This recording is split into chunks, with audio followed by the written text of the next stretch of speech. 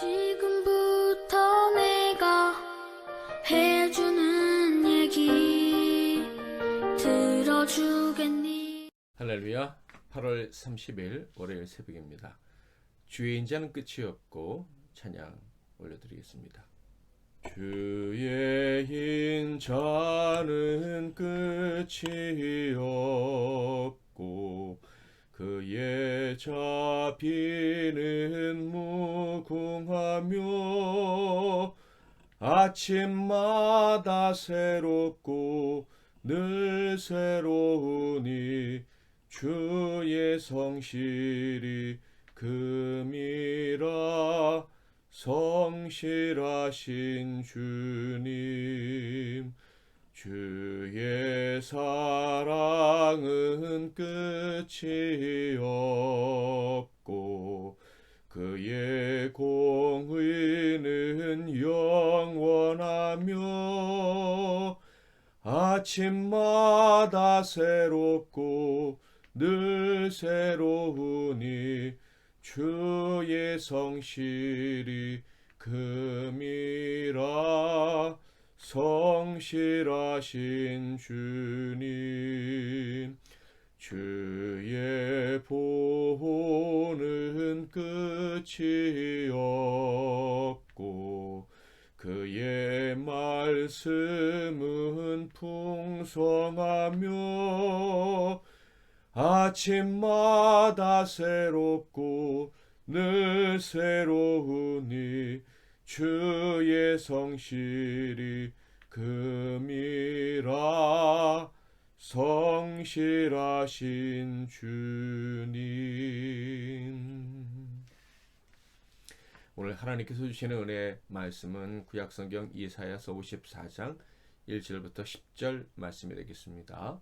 이사야 54장 1절부터 10절까지 말씀 중에서 4절부터 6절까지 봉독해 드리겠습니다. 두려워하지 말라. 내가 수치를 당하지 아니하리라. 놀라지 말라. 내가 부끄러움을 보지 아니하리라. 내가 내 젊었을 때의 수치를 잊겠고 과부 때의 치욕을 다시 기억함이 없으리니 이는 너를 지으신 이가 내 남편이시라. 그의 이름은 만군의 여호와이시며 내 구속자는 이스라엘의 거룩한 이시라. 그는 온 땅의 하나님이라 일컬음을 받으실 것이라. 여호와께서 너를 부르시되 마치 버림을 받아 마음에 근심하는 아내 곧 어릴 때 아내 되었다가 버림을 받은 자에게 함과 같이 하실 것임이라. 내 하나님께서 말씀하셨느니라. 아멘. 오늘은 재결합의 이유라는 제목으로 하나님 말씀을 상고하겠습니다. 오늘 본문 말씀에는 이스라엘 백성들이 불행한 여인들로 묘사되고 있습니다. 아주 다양한 불행한 여인으로 묘사되고 있는데 잉태하지 못한 여인, 남편 없는 여인으로 묘사되고 있습니다. 1절에 보면 잉태하지 못하며 출산하지 못한 너는 노래할지어다. 산고를 겪지 못한 너는 외쳐 노래할지어다. 이는 홀로 된 여인의 자식이 남편이 있는 자의 자식보다 많음이라. 여호와께서 말씀하셨느니라.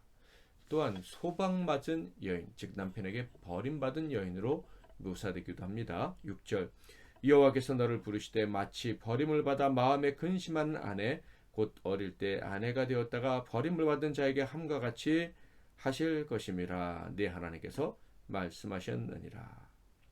하나님께서 이스라엘 백성들을 이렇게 가련한 여인으로 비유하신 이유가 무엇일까요? 당시 이런 상황에 있는 여인들에게는 미래가 없다고 여겨졌습니다. 그때 상황이 그랬다는 거죠. 이스라엘 백성들의 상태가 바로 미래가 없는 상태였습니다. 그래서 힘이 없고 가련한 이런 비참한 여인들의 모습으로 하나님이 비유를 해서 말씀을 하셨던 거예요. 이스라엘은요 망했었고요, 포로가 되었고 그들의 미래는 암담함 그리고 참담한 그 자체였습니다. 그래서 하나님은 불행하고 미래를 보장받지 못한 여인들을 이스라엘로 비유해서 말씀을 하셨던 거예요. 이와 비슷한 말씀이 이사야 51장에도 있었죠. 마치 하나님의 진노의 큰 잔을 마시고 비틀거리며 걷는 사람으로 이스라엘을 비유하신 적이 있습니다. 이때의 특징도 바로 미래가 없는 사람이다라는 거예요. 특별히 힘들 때 그들의 손을 잡아줄 사람이 없는 운명, 이것이 이스라엘의 모습이었죠. 한번 볼까요? 이사야 51장 17절 18절. 여호와의 손에서 그의 분노의 잔을 마신 예루살렘이여 깰지어다 일어설지어다. 내가 이미 비틀거름치게 하는 큰 잔을 마셔 다 비웠도다. 내가 낳은 모든 아들 중에 너를 인도할 자가 없고 내가 양육한 모든 아들 중에 그 손으로 너를 이끌 자도 없도다. 그런데 54장에서 이 불행한 여인들에 대해 이야기를 하신 이유는요, 사실 아주 특별한 데 있습니다. 자, 이 여인들에게는 지금 헤어져서 같이 살지 못하는 그런 남편이 있었습니다. 이 여인들의 남편과 헤어진 이유가 어떠한 것이든지 간에 이 남편 되었던 사랑과 그리고 이 여인 사이에는요, 미움이나 죄책감이나 그런 것들이 없이 오직 헤어짐의 고통만 있다라는 거예요. 심지어 여인의 부정함 때문에 헤어졌다라고 할지라도 고통은 있지만 미움과 죄책감 같은 나쁜 감정이 없다라는 거예요. 남편과 아내 사이에는 오직 재결합의 열망만이 강하다 하는 것입니다. 6절을 볼까요? 여호와께서 너를 부르시되 마치 버림을 받아 마음에 근심하는 아내 곧 어릴 때 아내가 되었다가 버림을 받은 자에게 함과 같이 하실 것임이라 내 하나님께서 말씀하셨느니라. 여기서 여호와께서는요, 이스라엘을 아내라고 부르십니다. 그것도 버림받았던 아내라고 부르십니다. 버림받았던 이란 말에서 아주 중요한 힌트를 얻을 수가 있어요. 이제는 더 이상 버림받은 아내가 아니다라는 거죠. 희망을 느끼게 해주는 말씀인 거예요. 그래서 자세히 보면 정말 5절에 하나님이 이스라엘 더 이상 버림받은 존재로 여기지 않는다는 것을 알 수가 있습니다. 이는 너를 지으시니가 내 남편이시라. 그의 이름은 만군의 여호와이시며 내 구속자는 이스라엘의 거룩한 이시라. 그는 온 땅의 하나님이라 일컬음을 받으실 것이라. 하나님이 지으신 백성, 택한 백성, 구원하신 백성, 그들은 여전히 하나님의 신부다라는 거예요. 그들이 비참한 상황에 떨어져 있음에도 불구하고 아랑곳하지 않고 하나님은 그들을 신부라고 불러주는데 주저함이 없으셨다. 하나님은 내가 그들의 남편이다 라고 자신을 소개하고 계신 것입니다. 자, 그런데 이렇게 큰 사랑을 가진 신랑이 왜 그 신부와 헤어져서 살게 되었을까요? 당연히 신부의 부정함 때문이었습니다. 그것도 어릴 때, 즉 결혼한 지 얼마 되지 않아서 신부가 부정을 저지르고 남편을 버리고 떠나갔던 것입니다. 신랑에게는 큰 충격이었을 것이고요. 시간의 지남에 따라 양심 있는 신부라면 평생 죄책감과 부끄러움을 느낄 수밖에 없었을 것입니다. 자, 그런데 놀라운 것은요, 앞서 말씀드린 것처럼 신랑과 신부 사이에 더 이상 수치심, 죄책감이 없다는 거예요. 수치심과 죄책감이 없는 이유는 이 신부에게 양심이 없기 때문이 아니라 신랑이 그런 감정을 허락하지 않았기 때문이다라는 거예요. 그런 감정은 신랑이 원치를 않아요. 왜 또 그런 감정이 없느냐 하면 신랑이 그런 나쁜 감정들은 책임지기로 했기 때문입니다. 신부가 져야 될 죄책감, 수치심, 신랑이 다 감당하기로 했으니까 신부는 더 이상 그런 감정을 갖지 말아라. 이것이 신랑의 뜻이었다 하는 거예요. 신랑은 오직 신부와의 사이에 헤어짐의 고통, 같이 살지 못하는 아픔의 감정만이 있기를 원했다 하는 거예요. 4절과 6절을 읽어볼까요? 두려워하지 말라. 내가 수치를 당하지 아니하리라. 놀라지 말라. 내가 부끄러움을 보지 아니하리라. 내가 내 젊었을 때의 수치를 잊겠고 과부 때의 지옥을 다시 기억함이 없으리니. 6절 여호와께서 너를 부르시되 마치 버림을 받아 마음에 근심하는 아내 곧 어릴 때 아내가 되었다가 버림을 받은 자에게 함과 같이 하실 것임이라 내 하나님께서 말씀하셨느니라. 이 말씀을 통해 신랑의 사랑이 얼마나 큰지 우리는 확인할 수가 있습니다. 사실 객관적으로 봤을 땐 재결합의 필요성은 아내에게 더 컸을 것입니다. 여인으로 홀로 살아가기가 힘든 상황이었기 때문이죠. 사실 그때 당시 문화 속에서는 홀로 된 여인이 살아간다는 것, 남편 없는 여인이 살아간다는 것은 불가능함에 가까웠고요. 죽음이 목전에 가까이 와 있는 그런 삶이라고 할 수가 있습니다. 당연히 아내에게는 남편과의 재결합이 필요했을 거예요. 그러나 자신이 지은 죄 때문에 재결합의 용기는 커녕 꿈도 꾸지 못했을 것입니다. 그런데 신랑은요, 아내의 감정 중 고통만 인정하려 합니다. 그러니까 죄책감은, 수치심은 인정하려 할 마음이 없어요. 부끄러움과 죄책감 때문에 도망가려는 마음 인정하지 않습니다. 그런 마음을 바라지 않는다는 거예요. 오직 나와 동행하지 못하는, 남편과 함께 살지 못하는 아픔 때문에 슬퍼하면서 돌아오기를 바라는 것, 이것이 신랑의 마음이었다 하는 거예요. 그러니까 재결합의 열망은 삶이 힘든 신부보다 신랑에게 훨씬 더 강력하게 불타오르고 있음을 오늘 본문에서 확인할 수가 있는 거예요. 자, 그렇다면 이 둘의 재결합 가능성은 얼마나 되겠습니까? 재결합의 가능성을 논하는 것보다 불가능성을 논하는 게 더 쉽지 않을까 하는 생각이 들 정도로 이 둘의 재결합은 쉬울 것입니다. 신랑이 다 용서했고, 그리고 재결합을 너무나도 간절히 갈망하기 때문이죠. 신랑은 신부에게 자신의 마음을 이렇게 보여주는데요. 먼저 7절 고백을 들어봅니다. 내가 잠시 너를 버렸으나 큰 긍휼로 너를 모을 것이요. 자, 신랑은 내가 신부를 버렸다, 이렇게 이야기를 합니다. 그런데요, 사실 신랑은요, 신부를 버린 적이 없어요. 이사야 50장 1절에 분명히 나와 있습니다. 나 여호와가 이같이 말하노라. 내가 너희의 어미를 내보낸 이혼 증서가 어디 있느냐? 내가 어느 체주에게 너희를 팔았느냐? 보라, 너희는 너희의 죄악으로 말미암아 팔렸고 너희의 어미는 너희의 배역함으로 말미암아 내보냄을 받았느니라.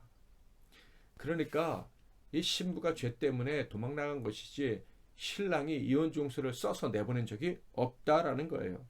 그럼에도 불구하고 신랑은 왜 내가 잠시 신부를 버렸다고 얘기를 합니까? 이것은 헤어짐에 대한 책임을 신부에게 묻지 않겠다라는 사랑의 표현인 것입니다. 헤어짐과 그로 인한 우리 가정의 고통을 내가 책임지겠다, 신부에게는 묻지 않겠다, 이런 말씀인 거예요. 상상할 수도 없는 신랑의 책임감이다 라고 할 수가 있겠습니다. 이 부분을 보면서 이런 생각이 듭니다. 우리도 우리 배우자에게 이 정도의 사랑, 이 정도의 책임감을 가지고 살아야 되지 않을까. 나아가 우리가 사랑하는 가족들과 그리고 믿음의 가족들에게도 이런 책임감을 가지고 살아가는 우리 MC 나눔 교회 성도들이 됐으면 좋겠다라는 생각을 해봅니다. 그렇게 될 줄 믿습니다. 또 이런 고백도 아시죠? 8절 내가 넘치는 진노로 내 얼굴을 내게서 잠시 가렸으나 영원한 자비로 너를 긍휼히 여기리라. 내 구속자 여호와께서 말씀하셨느니라. 하나님이 약속을 하십니다. 한마디로 말해서 내가 영원히 내 신부 너를 자비로 대하겠고 그 자비심으로 말미암아 불쌍히 여기며 살아갈 것이다 라는 말씀이에요.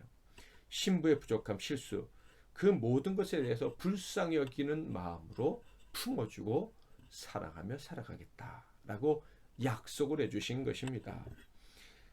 이러한 신랑의 사랑이 무엇과 같은지 비유를 통해서도 말씀해 주셨어요.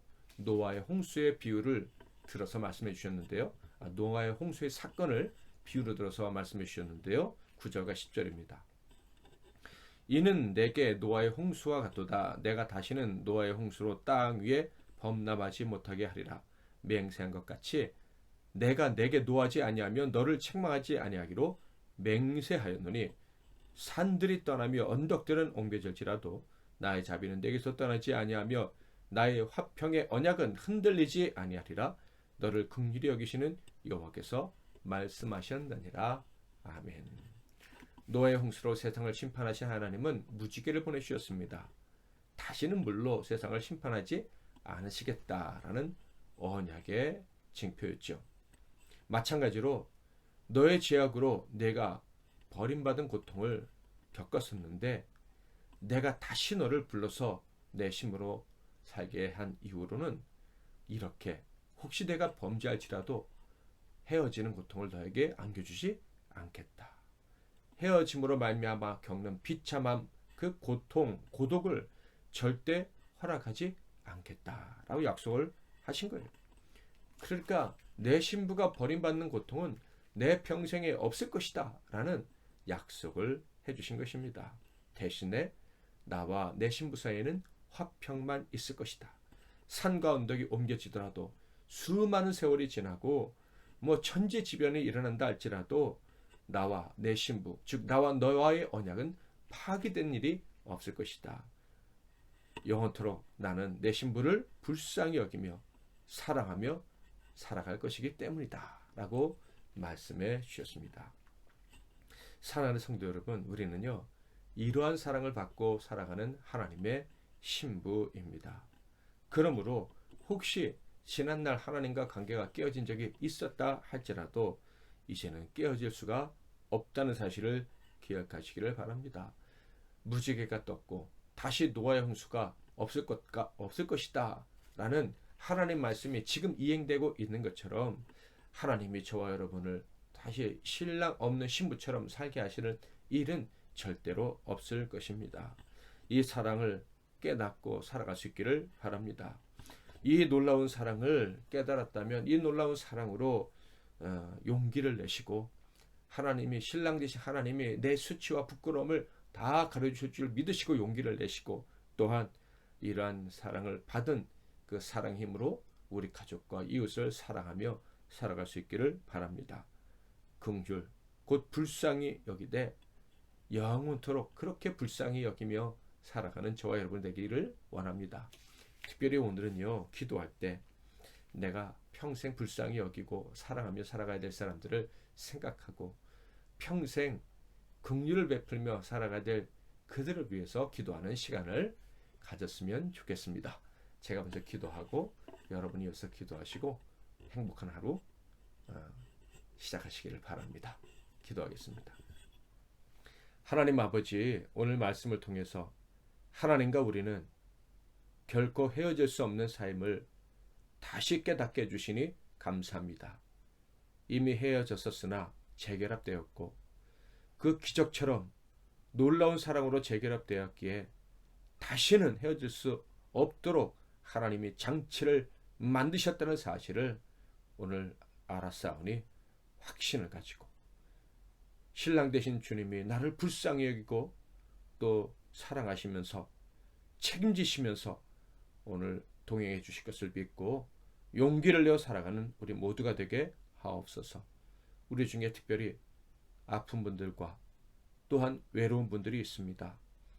이분들 역시 주님의 신부이오니 찾아가서 만나주시고 위로해 주시고 셈을 얻게 하옵소서.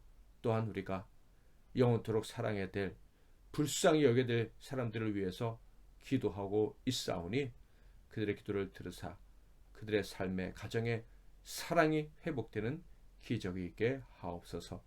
예수 그리스도의 이름으로 기도하옵나이다. 아멘.